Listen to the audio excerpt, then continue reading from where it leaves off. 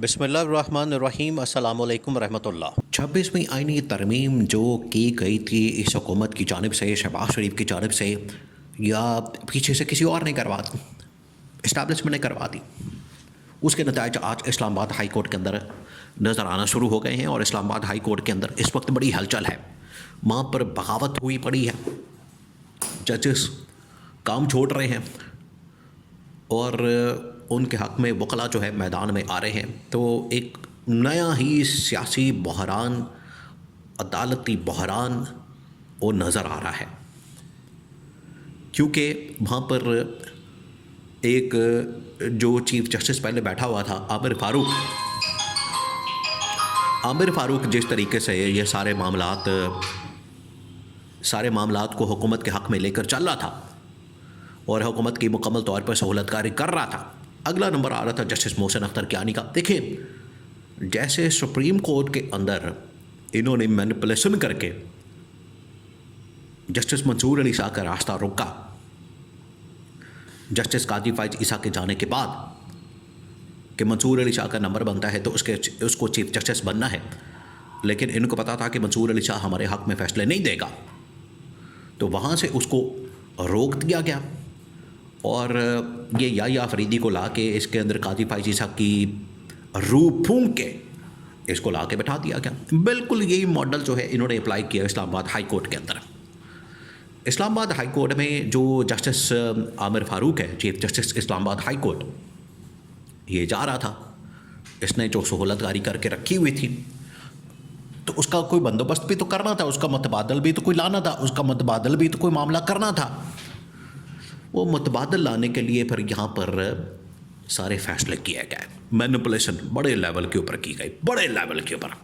छोटी मोटी नहीं, बड़े लेवल की। उसके ऊपर पहले 5 जजेस ने बगावत कर दी और उन्होंने ख़त लिख दिया और वो फट पड़े।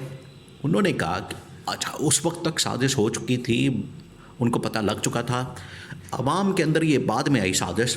अंदर खाते तो बहुत ज़्यादा खिचड़ी पक गई है और अब तो सब कुछ बेनकाब हो गया है। वो साजिश ये थी कि जस्टिस आमिर फ़ारूक की जगह लाहौर हाई कोर्ट से एक जज को लाना है जिसका नाम था सरफराज डोगर,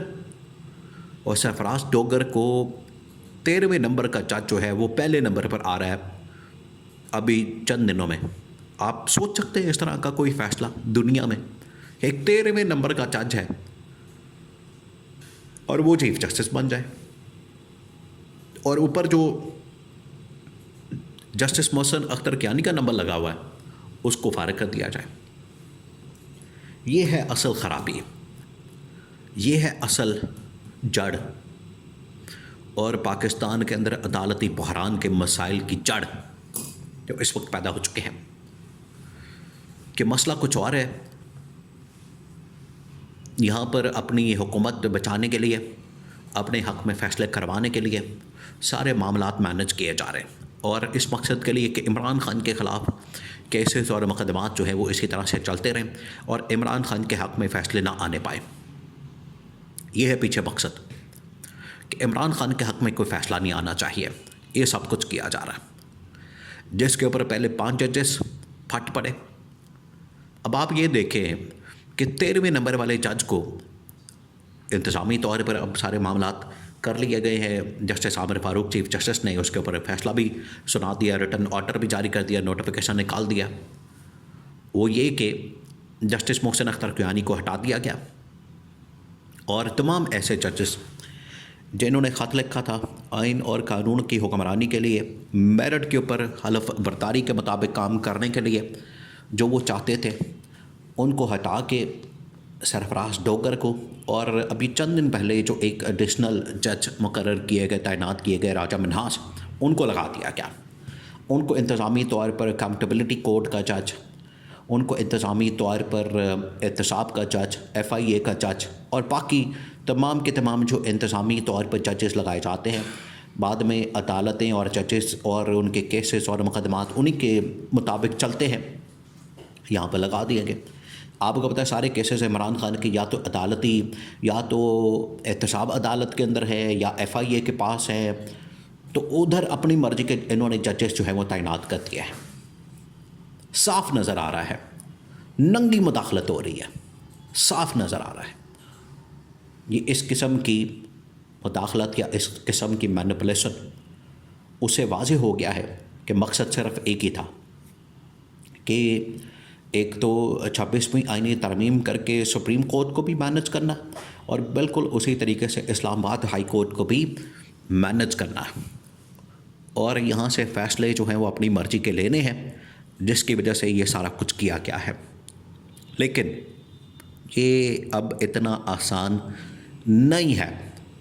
फ़ैसले तो हो गए हैं, चीज़ें तो इन्होंने कर ली हैं, लेकिन अंदर जो लावा पक रहा है, बगावत जो पक रही है, वो सुप्रीम कोर्ट से लेके इस्लामाबाद हाई कोर्ट और तमाम इस वक्त हाई कोर्ट्स के अंदर, Lahore high court, Sindh high court, Peshawar high court, Balochistan high court, तमाम की तमाम हाई कोर्ट्स के अंदर इंक्लूडिंग इस्लामाबाद हाई कोर्ट अंदर जो है बगावत और लावा पक रहा है, जिसके लिए वकला सड़कों पर आ गए हैं। इमरान खान ने वाज़े तौर पर अहकामात दिए हैं कि वकला को ऑन बोर्ड लें, अपने साथ मिलाएं, इनको शामिल करें, इनके एहतजाज में शामिल हों, इनको अपने साथ मिला लें, आवाज़ में आवाज़ मिलाएं। और ये बड़ा ही नादिर और ज़बरदस्त मौका है,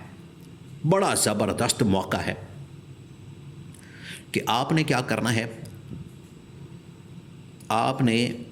यहाँ इनके साथ खड़े होना है और इनके हक़ में आवाज़ उठानी है और इनके साथ मिलकर आपने अदलिया की आज़ादी की तहरीक चलानी है। अदलिया की आज़ादी के लिए आपने जद्दोजहद करनी है। ये है इमरान खान का मौक़िफ़, PTI का मौक़िफ़, जो कि वकला के साथ खड़े होने का ऐलान कर दिया गया है। क्योंकि इस लेवल की मैनिपुलेशन और इस लेवल की जो 2 नंबरी अदालतों के अंदर की जा रही है, इसको अदलिया के लिए ज़हरे कातिल करार दिया गया है कि आपने मुल्क का पूरा जो अदालती निज़ाम है तबाह बर्बाद करके रख दिया, सिर्फ़ अपने फ़ायदे की खातर, अपने मफाद की खातर और इमरान खान के ख़िलाफ़ जो केसेस और मुकदमात हैं उनके अंदर फ़ैसले लेने की खातर पूरी की पूरी अदलिया को आपने तबाह बर्बाद करके रख दिया, सिर्फ़ एक शख्स की खातर कि उसको कहीं इंसाफ ना मिल जाए। ये है असल में इनका असल चेहरा जो कि बेनकाब हुआ है। और अदलिया के अंदर ये जो लावा है, ये जो बगावत है, अब रुकेगी नहीं, ये दिन ब दिन बढ़ेगी और आखिरकार ये लावा फट जाएगा।